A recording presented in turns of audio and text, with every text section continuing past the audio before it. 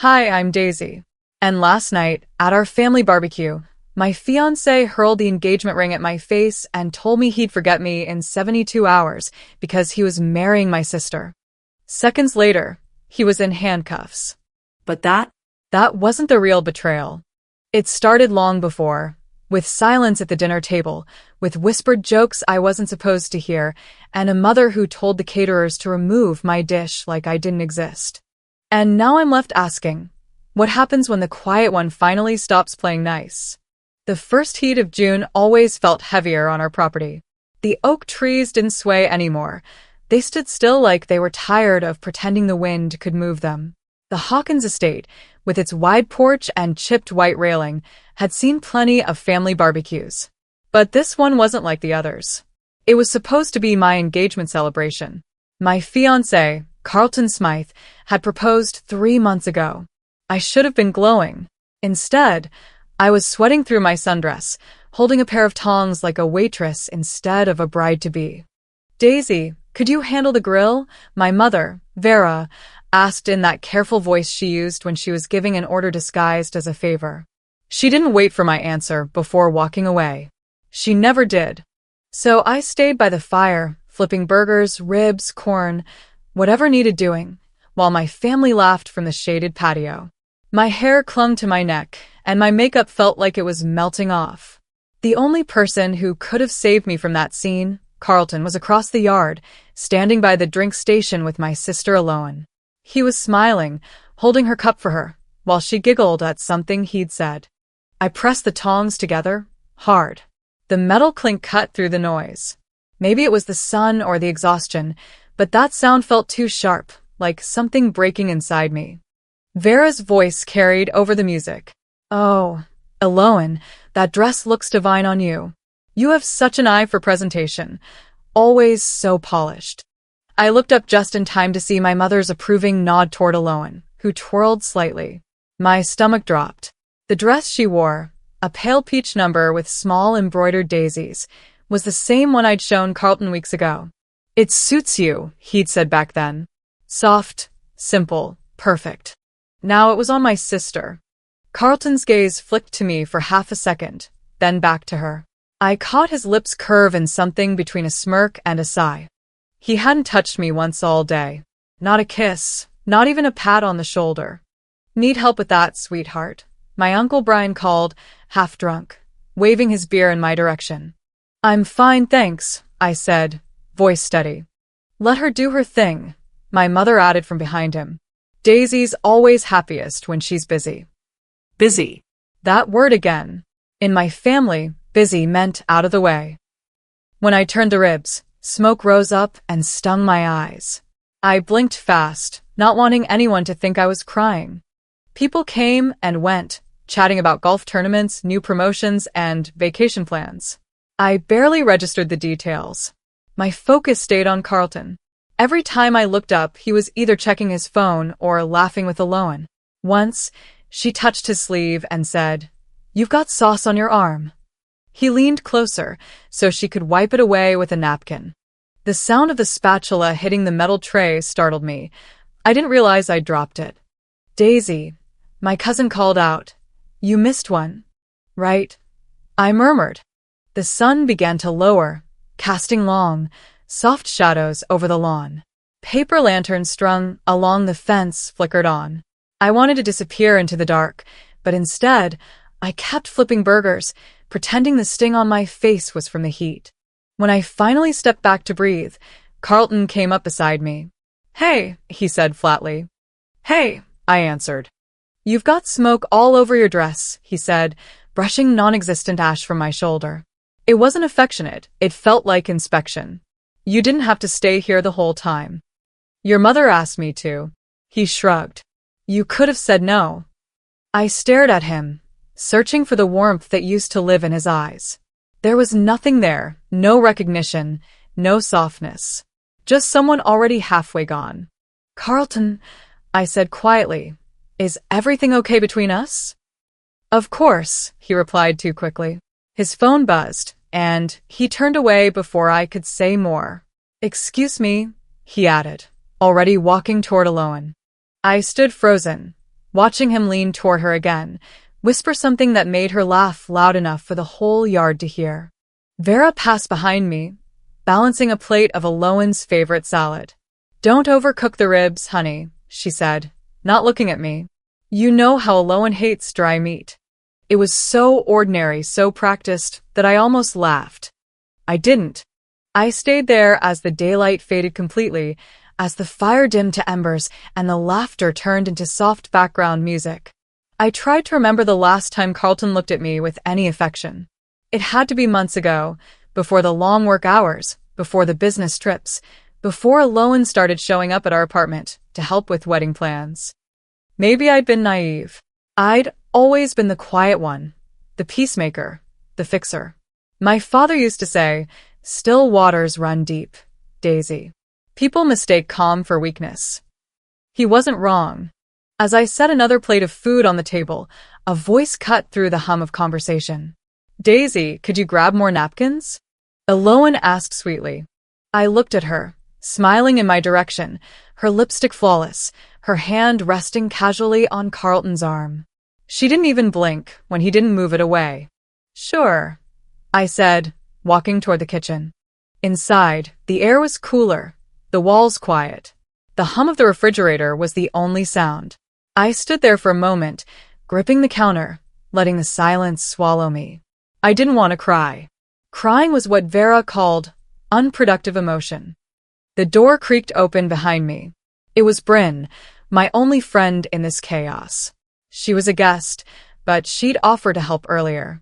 "You okay?" she whispered. "Define okay." Her expression softened. She closed the door quietly behind her. "You know they're acting weird, right? I mean, Alohan's practically glued to him." I exhaled. "Yeah, I notice." Bryn hesitated. "I probably shouldn't say this, but I overheard something earlier. Between your mom and Alohan." I turned to face her fully. "What kind of something?" "They were talking about you and Carlton. How this whole event might not go as planned. And your mom said something like, 'It'll be easier if Daisy doesn't make a scene.'" The room spun for a second. I steadied myself against the counter. "You're sure?" Bryn nodded. 100%. I didn't want to tell you until I was certain." My chest tightened, not with fear, but with an odd clarity. Pieces that never fit suddenly clicked together. The coldness, the distance, the way everyone treated me like background noise. "What are they planning?" I asked. "I don't know, but whatever it is, you need to keep your eyes open." I nodded slowly, hearing the laughter rise again from outside. My family's laughter. My fiancé's voice among them. Bryn placed a hand on my arm. "Daisy, be careful." When she left the kitchen, I stayed behind, staring at the reflection in the window. I didn't look like someone in love. I looked like someone waiting for a storm she already smelled in the air. Through the glass, I saw Carlton again. He was facing Alohan, his posture relaxed, his smile effortless. For the first time, I didn't look away. He smiled at her like he forgot I existed, and for the first time, I stopped pretending I didn't see it. I didn't move right away. The music from the patio drifted in through the screen door, all light laughter and the clinking of glasses. My feet stayed planted near the counter, where the faint reflection of the yard shimmered in the kitchen window. It was twilight now, gold spilling into the trees, softening everything except the ache in my chest. For a second, I almost convinced myself I'd imagined it. Maybe I was reading too much into every look, every gesture. Maybe I was tired. That's what I told myself as I straightened my shoulders and walked back outside. The air was thick with the smell of grilled meat and sweet tea, mixed with perfume, Alohan's, of course. She always overdid it, claiming, "A woman should be noticed before she's heard."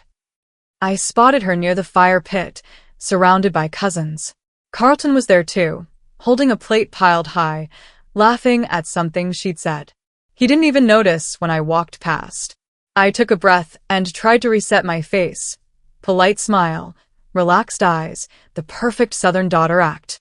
"Daisy," Vera's voice cut across the yard, smooth as honey and twice as sticky. "You didn't bring any of your artwork for display. Such a missed opportunity." Alohan's got a natural flair for presentation. You could learn a thing or two. The group chuckled. I turned, pretending to search for napkins, anything to keep my hands busy. Maybe next time, Mom, I said evenly.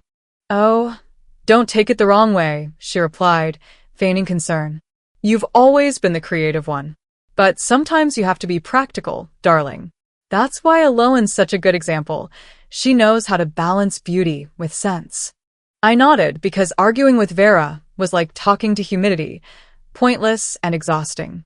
Then I noticed the dress again. Alohan was twirling for Aunt Nell, showing off the hem that caught the light like champagne. It hit me hard. I knew that fabric, that exact cut. The neckline, the ribbon, even the faint stitching on the waist. I had shown that dress to Carlton last month while we were scrolling through online catalogs. It's perfect for the engagement photos, I'd said. He'd smiled then, his real smile, the one that melted me. Buy it, he told me. That color belongs to you. Except it didn't. Not anymore. Carlton, Vera called out, lifting her wine glass. Isn't she just glowing? Tell me, doesn't Alohan look like she was made for a wedding aisle? He chuckled. She's got great taste. No one noticed the way my hand tightened around the glass I was holding. A few guests turned toward me, maybe expecting me to laugh too. I didn't. I just excused myself, murmuring something about lemonade, and walked toward the cooler. Each step felt heavier than the last. Inside, the kitchen lights hummed softly. I grabbed the pitcher and reached for the fridge. That's when I saw it, the photo magnet on the freezer door. It was for my engagement dinner. Me, Carlton, and both families smiling for the camera. Except the photo had been folded neatly so that half of my face was gone. The corner where I should have been was creased right through. For a moment, I couldn't breathe. I poured lemonade into a glass, but my hand shook so badly that a few drops spilled on the counter. I wiped it with a paper towel, then pressed the damp cloth against my palm just to feel something solid. Through the window, I could see them again, Carlton leaning closer to Alohan, saying something that made her laugh, really laugh. It wasn't the kind of laughter you share with a friend. It was ownership, familiarity, something intimate. Maybe Bryn had been right. I took out my phone, opened the message thread, and typed, "Tell me what you know. Tonight." I didn't hit send right away. My thumb hovered over the button as I listened to the party through the walls. I could hear my mother's voice rise above the others. Alohan, dear, you must come help me with a guest list later. You have such an eye for detail. A perfect wife should be organized, don't you think? There it was again. Perfect wife. Not a word about me. Not even a glance in my direction. I sent the text. When I stepped back outside, the sunset had deepened into orange and violet streaks across the sky. The air was cooler now, carrying a hint of salt from the nearby marsh. Fireflies blinked over the grass like slow sparks. Everyone looked at peace. Everyone except me. Alohan saw me first. Daisy, you've been hiding again, she said, her tone sweet enough to rot teeth. She raised her phone. Come on, smile. Family photo. I didn't move. You go ahead, I said softly. She pouted. Don't be so serious. You'll wrinkle before your wedding. I forced a smile, but my voice came out low. Funny you'd say that. What's that supposed to mean? Nothing. She tilted her head. You're acting strange. Maybe you should take a break from the heat. Carlton looked up from his seat. Yeah, you do seem off. Want me to drive you home? That almost made me laugh. No, I said. You stay. You seem comfortable. He blinked at me, confused or pretending to be. Either way, it didn't matter. I'd seen enough. I walked past them toward the back deck, where the lanterns swayed gently in the evening breeze. My reflection glimmered faintly in the sliding glass door, hair frizzed, eyes tired, a smile gone brittle.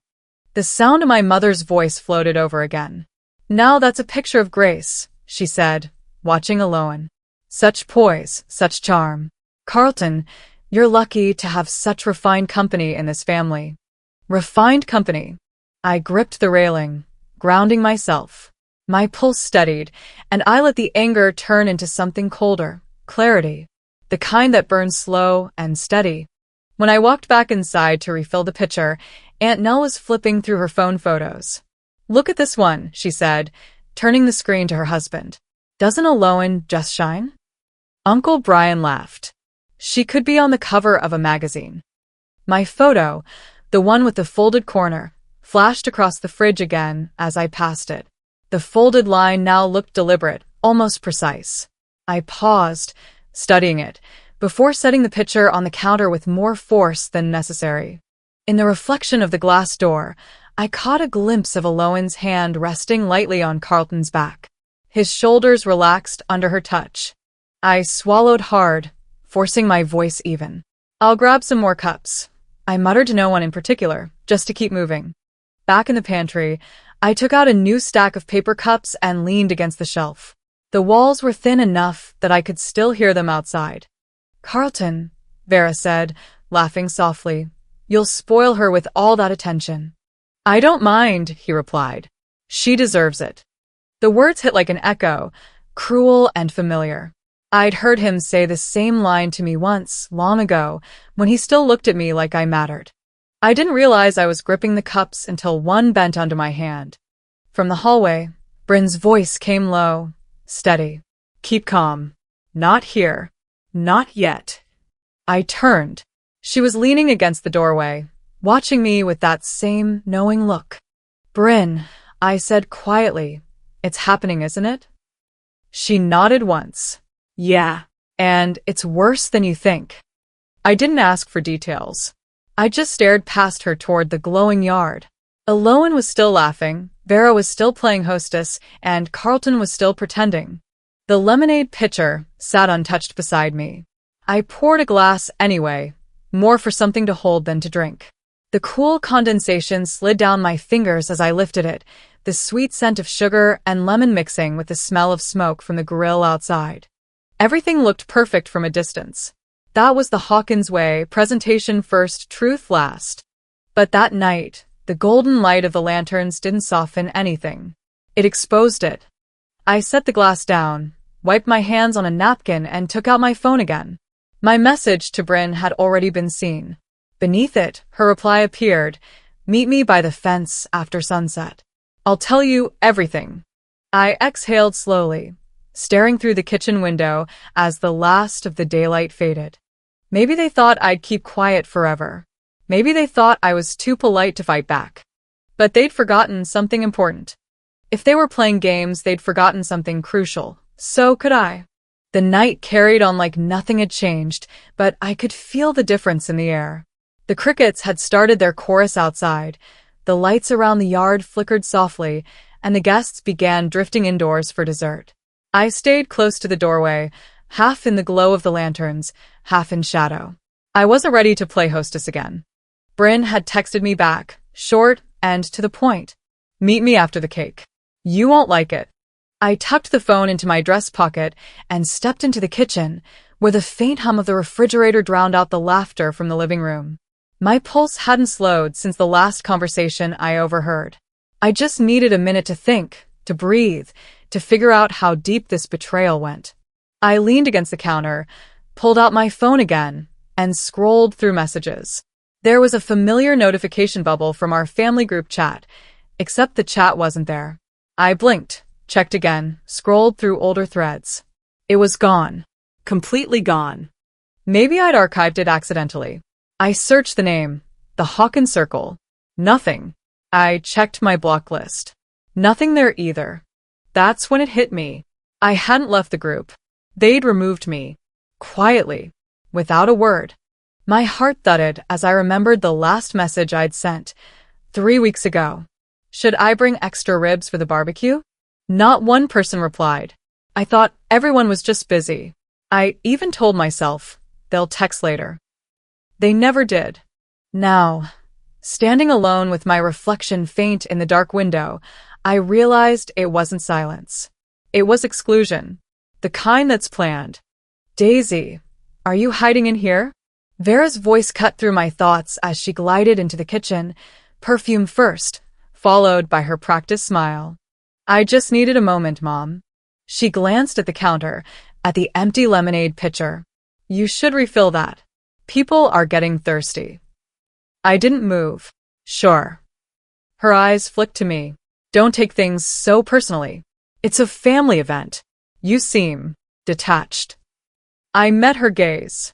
Maybe I'm just seeing things clearly. Her lips tightened, just for a heartbeat.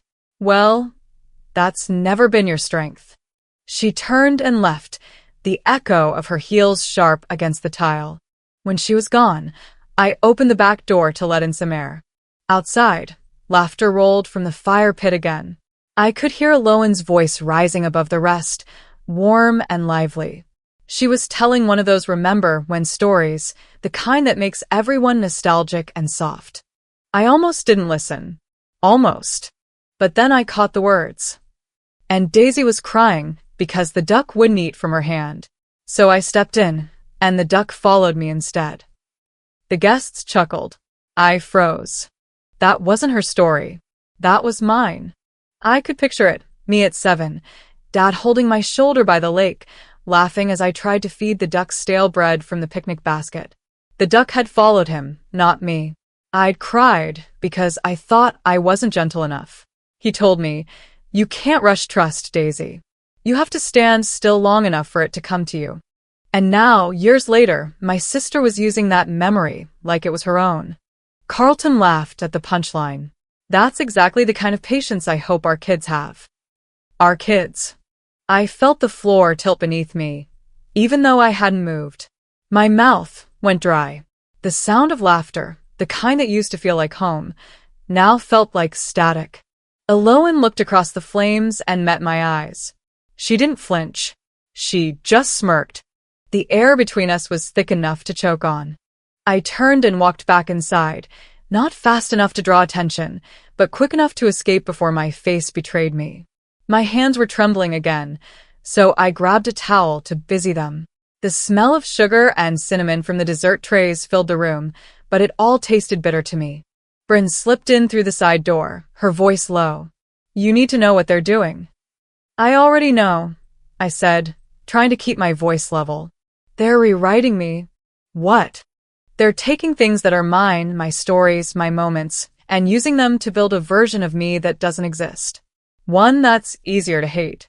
Bryn exhaled. "I heard Alohan on the phone yesterday with Carlton. She told him she'd been the emotional support through your engagement. Said she'd been there when you were spiraling." "She wasn't." "I know. That's the point." The words hung between us like smoke. I pressed my palms flat against the counter. "When did this start?" "Longer than you think," she said softly. "Remember those family brunches she kept inviting him to? They weren't group things. They were just the two of them." I looked at her, searching for denial, for any sign she was exaggerating. She wasn't. I felt something shift inside me. Not rage, not grief. Something colder, steadier. The kind of silence that precedes a storm. "Don't do anything rash," Bryn said quickly. "I won't." But I didn't mean it. I walked to the hallway, stopping at the edge of the dining room. From there, I could see them, Carlton, Vera, Alohan, all glowing in the firelight from outside. Aunt Nell was passing around plates of pie, her laughter loud and carefree. For them, the world was perfectly in order. For me, it had already collapsed. I stood there long enough to catch Carlton's next line. "She's just not built for this kind of life, you know? Too soft." "Alohan gets it." Alohan's voice was a purr. "She's sweet, though. You shouldn't be too hard on her." I didn't hear the rest because I'd stopped listening. My memory of our first dates replayed in flashes. Alohan showing up at the coffee shop by coincidence. Alohan tagging along to dinner for moral support. She was always there, at first like a shadow, later like glue. I'd told myself it was family closeness. But family doesn't hover during every kiss or insert themselves into every plan. Back then, Carlton had been different. He'd been kind, attentive, fascinated by everything I said. "You make ordinary things sound like poetry," he once told me. Now he laughed at someone else's version of my life. I stepped outside again. The night air cooler now, the crowd thinning. My stomach twisted as I approached the fire pit. Eloan was still in that dress, her hair catching the glow of the flames. She looked like a photograph that had been edited until all the flaws disappeared. I stopped a few feet away. She turned, startled, but only for a second. "Oh, Daisy. I didn't see you there." "I'm sure you didn't." Her smile flickered, then returned brighter. "You're not still upset, are you? You've been so quiet." I wanted to scream, but instead I said, "I was just thinking about that story you told." "Oh, the one about the ducks." She tilted her head, eyes wide in mock innocence. "Did I get the details wrong? You always had the better memory." I smiled, small, measured. "Don't worry. Some things can't be stolen." Her brows arched. "I don't know what you mean." "You don't have to." I turned away before I could lose the control I'd built like armor all night. By the time I reached the porch, I could feel my pulse slowing again. I sank into one of the wooden chairs, pulling my small purse into my lap. Inside was a worn photo album, just a few pages of pictures my father had kept. He'd given it to me before he passed, saying, "Keep it close. When people forget who you are, this will remind you." I flipped through the photos quietly. Dad, and me at the lake.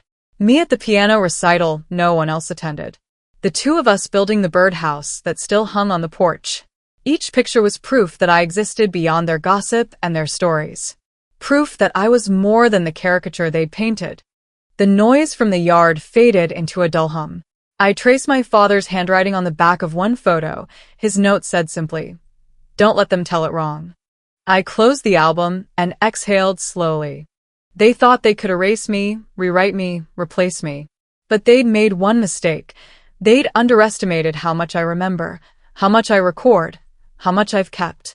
They erased me from their circle, but they forgot who gave them the script. I stepped into the fire pit circle just as the last slice of daylight slipped behind the oaks, the string lights flickering to life like reluctant stars. The laughter, so easy and rehearsed, felt sharper than any word carved in wood. I found a wooden chair, set myself just off the circle, and watched them all. Friends, cousins, uncles, my fiancé, Carlton, and my sister Loan leaning in close to him, the one I once thought I'd marry. Carlton raised his glass. "Here's to someone special," he said, and nodded in Loan's direction. "And for those who do the right thing, even when it's not the easiest path." My breath caught. I knew that tone. I'd heard it in business meetings, in boardrooms where deals get made with half smiles and handshake promises. That tone belonged to the powerful, and they were using it now in my backyard. Then he added, quietly, his voice soft for his Uncle John just to catch, "You were always the backup plan, Daisy." When everything else fell through. The heat in my cheeks felt real, though I was still in the cool evening air. I didn't respond. I sat still and let the words hang in the air. The laughter and music blunted. Something shifted. Vera cleared her throat and took a champagne flute from a passing waiter. "Carlton's absolutely right. Eloan suited for this life. Organized, poised, polished. A perfect wife material, as I always say."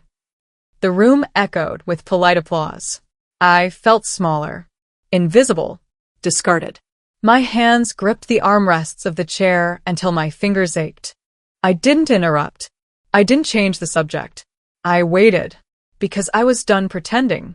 As the dessert plates floated around, panna cotta, berries, lemon tarts, the voices behind me leaked into the hallway.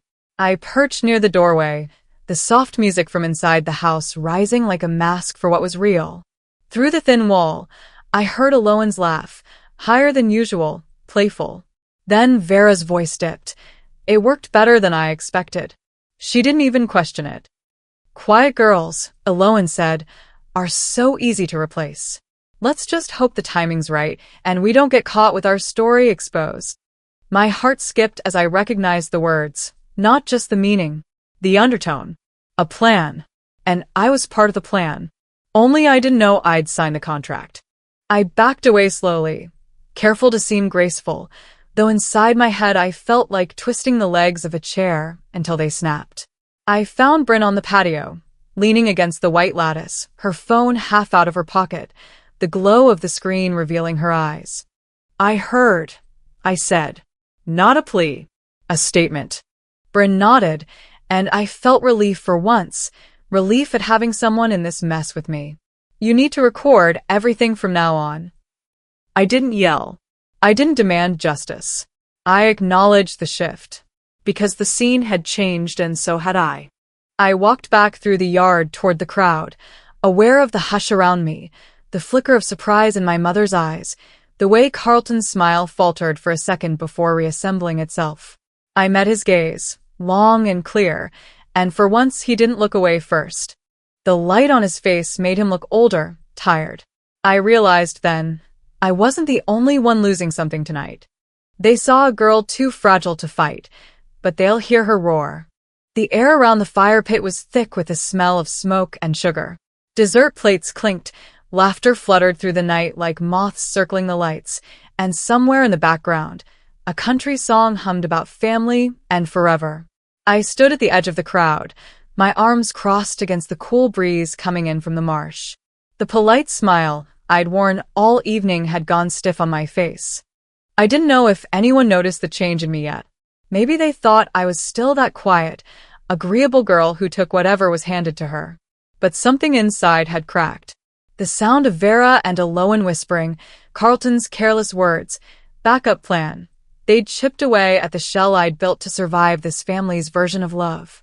I headed toward the buffet table, hoping to do something normal. A plate of my own food might ground me, give my hands a purpose other than clenching.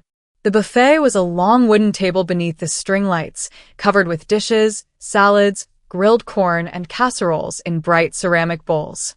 But what I was looking for wasn't there. My signature ribs, slow-cooked, glazed twice, the dish that started this whole family barbecue tradition, were gone. The platter was scraped clean except for a few bones. I blinked, confused. I'd made enough for everyone twice over. They couldn't be finished already. A young catering staffer, barely 20, stood nearby with an awkward smile.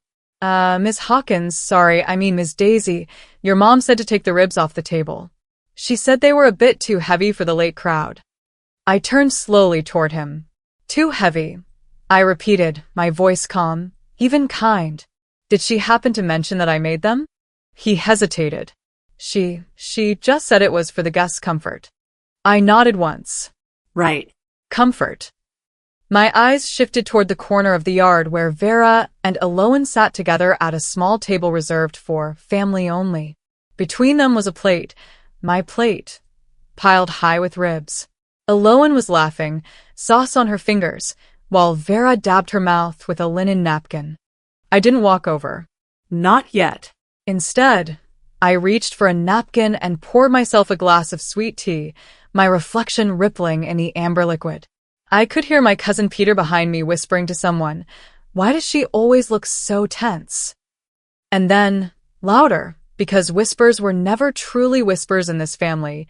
She's always been too sensitive, poor thing. Ifros mit pour.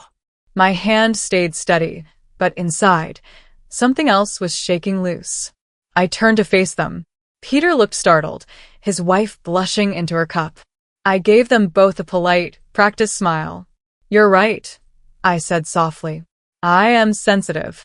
That's why I notice what everyone else pretends not to see." They didn't know what to say.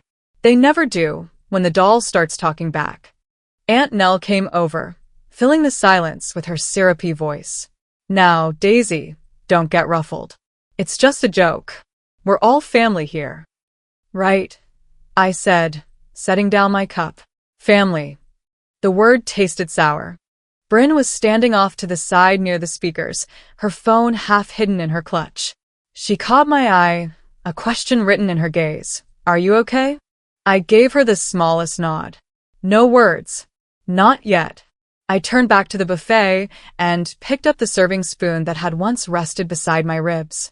It was still warm. The smell of smoke clung to it. My ribs were supposed to be the centerpiece, the dish my dad had helped me perfect years ago. Secrets in the second glaze, he'd told me. Patience makes it shine. Now, my patience was done. I walked to the center of the yard where a small mic stood on a stand. It was meant for speeches and toasts, not for what came next. The music was low, the chatter constant. I tapped the mic once, and the sound echoed gently through the speakers. Conversations quieted, heads turned. I saw Carlton straighten in his chair, Vera tilt her chin, Eloan pause mid-laugh. "Excuse me," I said, smiling politely. "Sorry to interrupt. I just wanted to say something before dessert ends." A few murmurs of encouragement came from the crowd. They thought I was going to thank them. "You know," I began, my voice even, "I've been called a lot of things tonight. Sweet. Quiet. Too sensitive." I looked at Peter, who turned red. But the funny thing about being sensitive is that it means you feel everything, especially when the people you love decide you're replaceable. A ripple went through the crowd. Someone coughed. "I made those ribs," I continued. "The ones you all said you couldn't get enough of. My mom decided they were too heavy for the night crowd. Funny, since she and my sister are eating them right now." Gasps. Awkward laughter. A few guests tried to pretend they hadn't heard. I smiled wider. I used to think kindness meant silence. That if I kept my head down, stayed polite, everything would stay balanced. But kindness without boundaries isn't virtue. It's submission. Vera stood up, her voice sharp but still sugary. "Daisy, that's enough. You're making a scene." I turned toward her. "Maybe the scene was already made, Mom. I'm just stepping into it." Her lips parted, but no sound came out. Carlton shifted in his seat, trying to play mediator. "Daisy, no one's against you. You're taking things too personally." I finished for him. "Yes, that's what you all say. But here's the truth. I'd rather take things personally than pretend I don't feel a thing. I'd rather care too much than not enough." Silence. Thick, heavy silence. Even the crickets had stopped. Then someone, maybe Aunt Nell, maybe a neighbor, tried to laugh it off. "Oh, Daisy, honey, you've always had such flair." I met her gaze, calm. Flair is what people call honesty when it makes them uncomfortable. The crowd shifted uneasily. The fire crackled. Somewhere behind me, Bryn's phone light blinked faintly, recording. I took a breath, feeling the tremor in my chest ease into steadiness. "Anyway," I said, picking up a glass of tea from the nearby table. "Here's to family. The ones who test you, betray you, and remind you exactly who you never want to become." I raised the glass, took a sip, and walked off before anyone could clap or protest. Bryn caught up with me near the garden path. "That," she whispered, "was legendary." "I'm done being nice," I said simply. "Next time they come for me, let them. I'm ready." She nodded, slipping her phone back into her purse. "Already recording. Everything." We walked toward the driveway, the laughter and chatter fading behind us. My heels clicked against the stone path, steady, rhythmic, deliberate. I didn't look back at Carlton or at Vera or at Eloan. I didn't need to. I could feel the shift without seeing it. They'd thought they were stripping me of power, one insult, one stolen moment at a time. But power doesn't vanish. It changes hands. And tonight it had changed. As we reached the gate, I glanced once more at the lights twinkling across the yard. They looked smaller now, dimmer, like dying stars that didn't realize their glow was already gone. "They took my plate," I murmured, my voice steady, almost amused. "But I'm about to flip their entire table." The night had quieted, but the silence wasn't peace. It was pressure. The kind that hums beneath the skin when everyone's pretending to be civil. The party was winding down, a few guests lingering near the dessert table, laughter fading into tired murmurs. I was ready to leave. My plan was simple: say polite goodbyes, grab my purse, and walk out before anyone could twist another knife. But Carlton had other plans. He stood near the fire pit, one hand in his pocket, the other holding a microphone. "Everyone," he said, his voice echoing over the soft clink of glasses, "before we all head out, I'd like to make a quick toast." A toast. The word made my stomach turn. I hesitated by the buffet, unsure if I should stay. Bryn caught my eye from across the yard, her expression cautious. I shook my head slightly. Not again. But Carlton waved me over. Come on, Daisy, he said, his tone syrupy, stretched thin with mock affection. This one's for us. I stepped forward, keeping my chin high, my heart steady. The crowd gathered closer, Vera, Aloan, the cousins, the neighbors. The firelight flickered across their faces, making their smiles look painted on. Carlton cleared his throat and looked straight at me. This one, he said, lifting his glass, is for closure. Something inside me froze. Closure wasn't something you announced at a celebration. Before I could respond, he reached into his jacket pocket. I saw the glint before I saw the motion. The ring, my engagement ring, caught the light for one brief second before it flew across the space between us. It hit me squarely on the cheekbone, just below my eye, the metal sharp enough to sting. Gasps erupted around us. A wine glass shattered somewhere near the buffet. I didn't move. I didn't flinch. Carlton laughed softly. You'll be fine, he said. I'll forget you in 72 hours anyway, because I'll be marrying the right sister. Time fractured. The music stopped. The laughter died. For a second, I thought maybe I'd misheard. But then I saw Aloan's face, flushed, wide-eyed, playing innocent. Carlton, she whispered, voice trembling just enough to sound rehearsed. Don't. Vera's hand flew to her chest, but not in horror, more like she was trying to hide a smile. The silence that followed was the loudest sound I'd ever heard. I reached up and touched my cheek. My fingers came away with a tiny smear of blood. I looked at it under the string lights, bright red, surreal against my pale skin. No one moved. Not one person stepped forward, not even to ask if I was okay. Uncle Brian cleared his throat and muttered, "Let's all just calm down." Aunt Nell whispered something about family drama, shaking her head as if she'd seen this scene 100 times. Aloan was crying now, her hands covering her face, but I'd seen her do this before, crocodile tears that came on command. Vera broke the silence with a single, chilling line. Carlton, maybe that wasn't necessary. That was it. Maybe. I looked around the circle. The people who had clapped for my engagement. The ones who'd hugged me, toasted to everlasting love. Now they looked anywhere but at me. For a moment, I thought I might collapse, not from pain, but from the sheer weight of their indifference. My body trembled, my breath caught in my throat. It wasn't a cut that hurt. It was the realization that I could vanish right there, and no one would reach out a hand. Then something shifted. I bent down, my movements deliberate, and picked up the ring from the grass. It was cold, small, and slick with dew. My thumb traced the tiny diamond that once sparkled on my hand, a symbol of promises that had always been hollow. Carlton was still watching me, smirking. Go ahead, keep it, he said.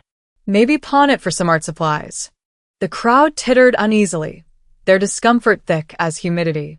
I turned the ring between my fingers, letting it catch the light. The fire pit crackled behind me. Slowly, I walked toward it. Each step sounded louder than the last, like the ground itself was marking the moment. When I reached the flames, I held the ring up for everyone to see. You know, I said, my voice steady, this ring never fit me, because it was never meant for someone real. Carlton's smirk faltered. What's that supposed to mean? I looked straight at him. It means I spent too long trying to be what everyone else wanted. A quiet daughter, a forgiving sister, a patient fiancé. But this, I lifted the ring higher. This is what pretending gets you. And then I let it fall. The tiny diamond hit the coals with a sharp hiss. A spark flared, gold and orange, then vanished into ash. Someone gasped. Someone else muttered, "Oh my God." But I didn't look at them. I watched the fire instead, the way it swallowed what used to matter. Carlton stepped forward, his composure cracking. You're out of your mind. Maybe, I said, meeting his eyes. But at least I have won. That earned a nervous laugh from one of the younger cousins. Vera shot them a glare sharp enough to silence it. The air grew thick again, heavy with the smell of smoke and burnt sugar. The night around us was alive with insects, the soft whir of fans, the faint crash of waves in the distance. Everything continued, like the world didn't care that mine had just caught fire. I turned toward Vera. Congratulations, I said. You finally got the perfect daughter you wanted. Just make sure she doesn't forget who taught her to play nice. Vera's lips parted, but I didn't wait for her answer. I walked past Aloan, whose tears had stopped the moment attention shifted away. She whispered, "You're embarrassing yourself." I leaned close enough for only her to hear. No, Aloan. I'm exposing you. Her face drained of color. Bryn appeared near the porch, phone still in hand, eyes wide. Daisy, she whispered. I'm fine, I said, though my cheek still burned. But make sure that footage is backed up. The tension broke into scattered whispers as I crossed the yard. Some people pretended to check their phones. Others hurried to refill drinks they didn't need. No one dared to follow. At the edge of the patio, I stopped and looked back once. The fire was still crackling, brighter now, as if feeding on everything unspoken. The light danced across Carlton's face, distorting it, half smug, half uncertain. He didn't know it yet, but that was the last time he'd ever stand above me. Because tonight wasn't about heartbreak. It was about clarity. They thought humiliation would silence me. But humiliation has a strange way of hardening into resolve. Turns out, that ring wasn't the only thing about to burn. The fire still crackled behind me, soft and rhythmic, like it didn't realize the night had already caught fire in a different way. The smell of burnt sugar and smoke drifted across the yard, mingling with perfume, spilled wine, and something else. Fear. I stood there, my cheek still stinging, my heartbeat steady in my ears. I could hear the shuffle of uncomfortable feet, the hushed voices trying to glue the night back together after I'd torn it open. Carlton was laughing again. That fake, polished laugh, the one he used in boardrooms, at fundraisers, and now, at his own undoing. Come on, he said, raising his glass toward the stunned guests. She's always been dramatic. That's her thing. You know artists. The crowd laughed along, a little too quickly, the kind of laugh people give when they're terrified of silence. I didn't move. I didn't blink. I just watched him. And maybe for the first time, I saw the cracks in his mask, the tightness around his jaw, the twitch in his hand, the faint bead of sweat at his temple despite the cool night air. Then, in the distance, I heard it, sirens. At first faint, like part of the wind. Then louder. Closer. The sound sliced through the murmurs, cutting every fake laugh in half. Heads turned toward the gate at the end of the yard. Carlton frowned. Who the hell? Two sets of headlights glowed beyond the fence. Then the gate creaked open, and two uniformed officers stepped inside, their badges catching the light from the string bulbs. One of them, a tall woman with sharp eyes and a low, firm voice, spoke first. Carlton Smythe. Carlton blinked, trying to play it cool. That's me. What's this about? We have a warrant for your arrest, she said, pulling a folded document from her pocket. Charges pending under financial misconduct and fraud, connected to your company's disclosures filed last quarter. The crowd went silent again. Someone dropped their wine glass, the shatter echoing through the night. Vera gasped so dramatically you'd think she was the victim. There must be some mistake. My son-in-law-to-be is a good man. The male officer spoke next. We'll discuss details at the station, ma'am. For now, we need Mr. Smythe to come with us. Carlton barked out a nervous laugh. This is ridiculous. Someone's setting me up. He looked at me, eyes narrowing. You think you're clever, Daisy? You think this little act is justice? I didn't say anything. Aloan rushed to his side, tears already forming, her voice high and quivering. Carlton, tell them it's not true. You didn't do anything wrong. Her hand brushed his sleeve, but he shrugged her off. He was sweating now, his perfect composure unraveling with every second. This is a mistake, he said again, this time to no one in particular. You can't arrest me in front of. The officer cut him off. Sir, please turn around. The sound of metal clicking echoed through the air, the unmistakable snap of handcuffs closing. Carlton's face twisted. He tried to pull away, but the officers held firm. You people have no idea who I am, he shouted. This is a misunderstanding. The female officer replied evenly. We do know who you are, sir. And we also know whose credit line you used to hide your shell company. She looked at him directly. A Miss Daisy Hawkins. Ring a bell? The air froze. I saw it, the exact moment the truth sank in for everyone watching. Vera stumbled backward into a chair, her face pale. That's not possible, she muttered, shaking her head. She's family. Aloan looked like someone had slapped her. Carlton, tell them that's not true. He turned to me, pure venom in his eyes. You think this ends with tonight? You think you win because of this little stunt? I took a step forward, my voice calm, even. No, Carlton. It ends with you in handcuffs. The silence afterward was complete. No one moved. The flames behind us crackled louder, as if punctuating my words. The officers led him toward the gate. He kept yelling about lawyers, about power, about how none of this would stick. But I knew better. Bryn had made sure of that. My mind flashed back, 2 days earlier, in Bryn's tiny apartment above the florist shop. She'd slid a manila folder across the table toward me. Those documents you found in Carlton's office? She'd said. They're bigger than you think. I remembered staring at the spreadsheets, the wire transfers, the list of shell corporations, all under names that looked vaguely familiar. Until I saw my own. You're telling me he used my name? I'd asked, disbelief and fury tightening in my chest. Bryn nodded. He used your credit score, your signature. He forged just enough to make it look like you were part of it. That's how he got loans approved faster. Daisy, this man didn't just cheat on you. He committed federal fraud with your identity. I'd sat back in my chair, silent.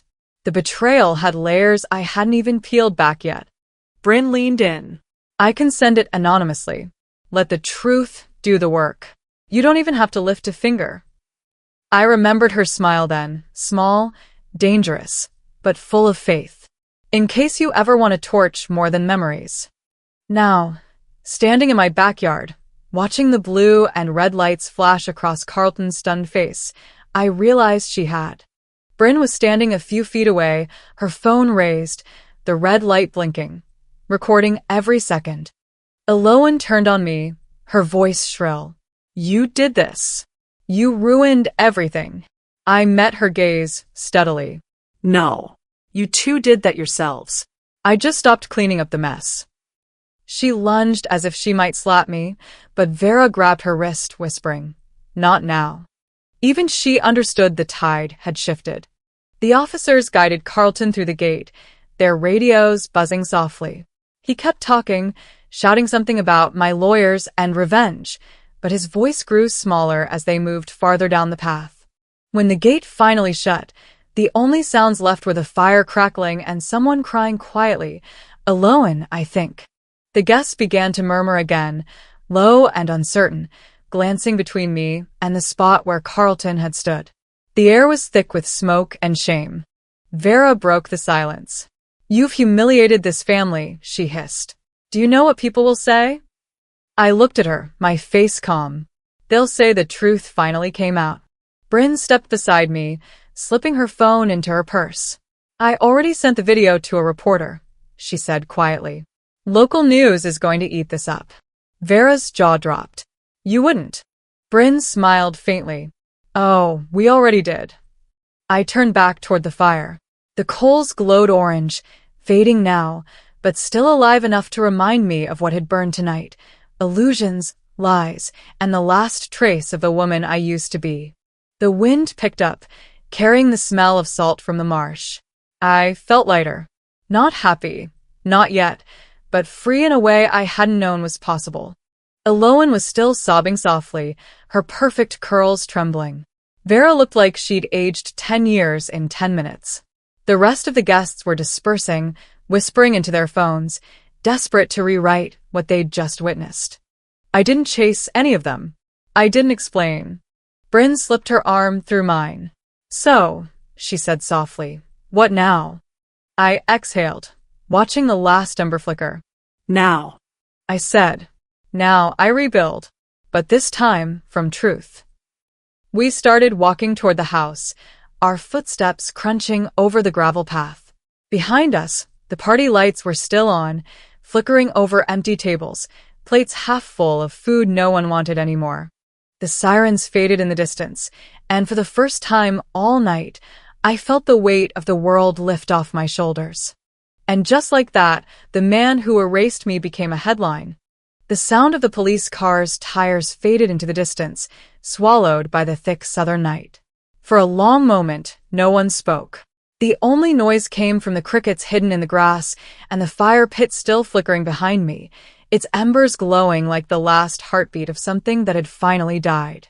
The crowd was stunned into silence. Half-empty glasses of wine trembled in people's hands. Someone coughed just to fill the void. Eloane stood frozen, mascara streaking down her cheeks, while Vera barked at one of the servers to clean this mess up before anyone takes pictures. The irony was that everyone already had. Bryn's recording had gone viral before the cops even left the driveway. And in the middle of it all, I saw him. Uncle Thorne. While the rest of them looked like their world had collapsed, he was calm, too calm. He sat at the edge of the patio, sipping iced tea from a mason jar like he was watching the final act of a play he'd already read. His white hair gleamed under the lights, and his face was half-shadowed, the way it always was when he was thinking. He caught my eye and gave the smallest nod, the kind you'd miss if you weren't paying attention. It wasn't sympathy. It was something deeper, understanding. I walked toward him, my heels crunching on the gravel. He set his glass down, folded his hands, and looked up at me. "Well," he said quietly, "that was a long time coming." My voice trembled a little. "You're not shocked?" "Daisy," he said, his tone dry but not unkind, "I stopped being shocked by this family a long time ago." Something in me softened. Thorne had always been different. Quieter. Observant. When everyone else in the family treated me like the odd one out, the sensitive daughter, the emotional artist, he listened. He was the only one who never made me apologize for feeling too much. He reached into his blazer pocket and pulled out a small, creased envelope. "This belongs to you," he said. I frowned and opened it. Inside were a few printed documents, familiar ones. Carlton's financial statements, with my name forged in his neat handwriting. But these copies were signed at the bottom in blue ink. By Thorne, as witness. I looked up at him, startled. You backed this?" He smiled faintly. "Someone had to." The man was arrogant enough to think no one was watching. But I've been watching, Daisy. For years. Watching the way they silence you. Watching the way they twist things until you start doubting your own mind. It was time someone listened. My throat tightened. I wanted to thank him, but the words caught in my chest. He must have seen it in my eyes because he said softly, "Your father would have been proud of you tonight." That was it. That was the crack in my composure. For a brief second, the little girl I used to be, the one who used to hide behind her dad at family dinners while Vera lectured everyone about appearances, felt seen again. Thorne placed a hand over mine, steady and warm. "Remember what I told you years ago?" he asked. "Speak only when your words will be heavier than their silence." "I remember," I whispered. "Then maybe it's time you spoke." The fire crackled behind us, a gust of wind pushing embers into the air. I turned and looked at the microphone still standing where Carlton had left it. Its silver stem gleamed under the light, a symbol of every voice I'd swallowed for years. And suddenly I knew exactly what I had to do. I walked back toward the patio, past the stunned guests, past Vera's sharp whisper, "Don't you dare make this worse," and straight to the mic. My hand trembled for half a second before I gripped it tight. The chatter died instantly. "Hi," I said, my voice steady, echoing slightly through the speakers. "I know we've had quite a night." A few nervous laughs. A glass clinked somewhere. "I wasn't planning on saying anything else," I continued, "but it seems like I've been quiet long enough." The words hung there. Even the cicadas paused. They used to call me the sensitive one. Too emotional. Too soft to lead. Too kind to fight. And for a long time, I believed them. I glanced toward Vera and Eloane. But tonight, I learned something. Quiet doesn't mean weak. It means patient. It means watching until the right moment to speak. Vera stood up abruptly. Daisy, that's enough. I raised a hand. No, Mom. You've had the mic for most of my life. It's my turn. Her face hardened, but she sat back down. I turned back to the crowd. I spent years trying to fit into this version of family where love had to look perfect to count. But perfection's a lie. Love isn't about silence or control. It's about truth, and I think we all saw what truth looks like tonight. A murmur went through the guests. I looked straight at Aloan, who was standing a few steps away, trembling but defiant. You taught me how betrayal tastes, I said softly. I hope you're proud of your recipe. Her mouth opened, but nothing came out. I took a breath, feeling every muscle in my body settle into something stronger. I'm done being the family's scapegoat. I'm done carrying guilt that isn't mine. And I'm done mistaking fear for loyalty. Because loyalty without respect isn't love, it's bondage. Someone in the crowd clapped. Just once. Then twice. And then others joined in.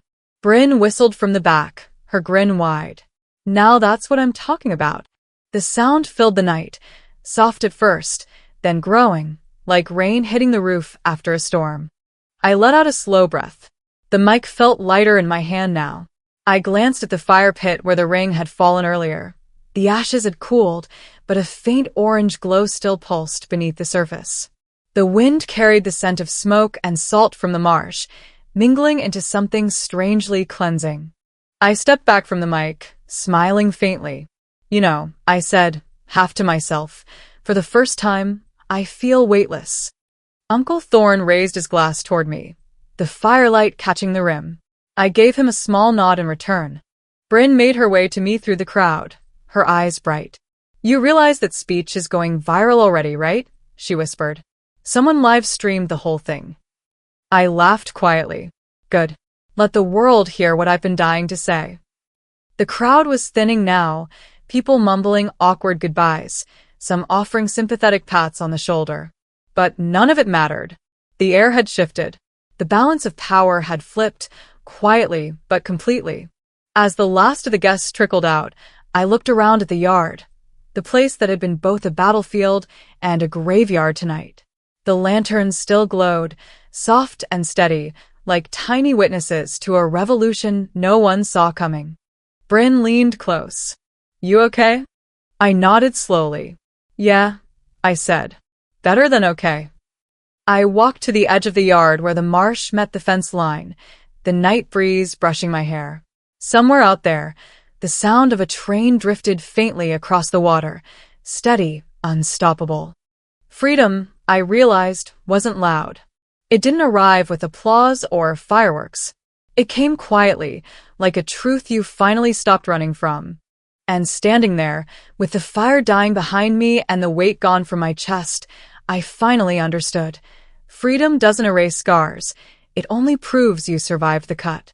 The morning light filtered into my studio through the tall windows, dust motes floating like tiny questions waiting in the air. I sat at my workbench, the chipped coffee mug that had belonged to Dad in hand. It held the same warmth, but my thoughts were colder now. Last night replayed in fragments, Carlton's ring hurtling, the fire pit's glow, officers stepping through the gate, Vera's voice cracking, Aunt Nell's silence. The headlines on my phone still flashed. Hawkins estate scandal, engagement ends in arrest, bride-to-be clears name. Social media chatter, like static in my brain. I sipped the coffee slowly. It was bittersweet, just like this moment. The yard was quiet now. The party lights were gone. The laughter had evaporated. What remained was stillness and the weight of everything that had changed. Then there was a knock at the door. Vera walked in before I even had a chance to rise. She didn't say sorry. She studied the paintings stacked against the wall and raised an eyebrow. You always liked attention, didn't you? She said, voice cool like iced tea. I set my mug down and looked at her. My voice was soft but firm. No, Mom. I just stopped letting you write my story. Her lips pressed together. She turned on her heel and walked out without another word. I exhaled. That was the closure I needed. Not the apology, but the clarity. A few hours later, Bryn arrived with 2 mugs of herbal tea and a legal envelope. She held the envelope out to me. Here, she said. Your signature is on it. This statement completely clears you of any liability with Carlton's Shell Company. Tears pooled, not of regret, but of release. I signed the papers, stained with coffee rings, hope, and the memory of Dad's words. You're free, Bryn said. Relief softened her usual fire. I opened my laptop and pulled up the registration form for the art show I had canceled last year. My cursor hovered over the submit button. I nodded to myself and clicked. Later that afternoon, I drove to the little lake where Dad had taught me to skip stones. The sky was a pale blue, the air warm yet crisp, typical of early summer in Charleston. I stood by the water's edge, tossed a flat stone, and watched it bounce twice before sinking. Dad's voice echoed in my mind. Start soft, finish strong. I thought of the ribs dish I made that got pulled from the buffet, of the ring that never belonged to me, and of the webpage that now bore his fake name in red and white. I felt the weight of the last few weeks settle. I turned back toward the water, a rowboat drifting in the distance. I skipped another stone, farther this time, and I realized that maybe I was not the stone they thought I was. I was the ripple. I was the seed planted in scorched earth. The morning air filled with possibility. The past had bruised me, but it hadn't broken me. The scars were still there, soft reminder lines under my skin, but they didn't define me. What defined me now is the fact I'd stood up, I'd spoken, and I'd walked out of a story written by others. This studio, this mug, this lake, they were my renewal. Dad's memory, my brush strokes, my truth, they were mine. I took a deep breath, fingertips brushing a new canvas on the easel. The first brush mark was hesitant then firm. The dawn outside seemed to lean in. They tried to bury me, but they were dealing with seeds, not stones.